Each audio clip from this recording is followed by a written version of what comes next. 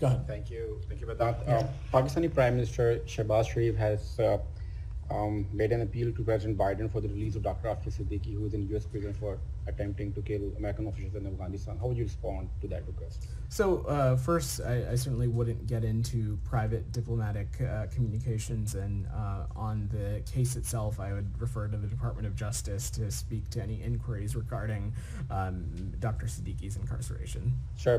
Police in southern Pakistan have shot at a doctor accused of blasphemy, and it's not just killing. After he was killed, a violent mob dragged out his dead body from a car and burnt it to death in front of his family.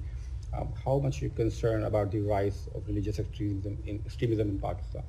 We uniformly oppose blasphemy laws everywhere in the world, and that, of course, includes in Pakistan. We believe that these laws jeopardize the exercise of human rights and fundamental freedoms, including the freedom of expression and the freedom of religion or belief.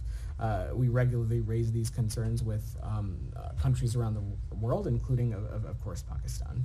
So last question.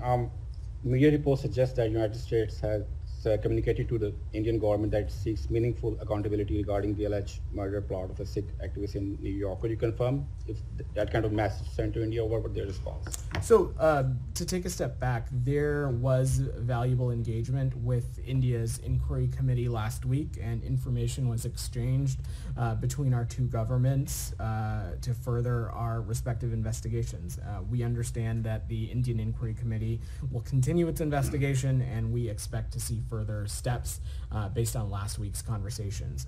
We continue to expect and want to see accountability based on the results of that investigation, and certainly the United States won't be fully satisfied until there is meaningful accountability resulting from that investigation.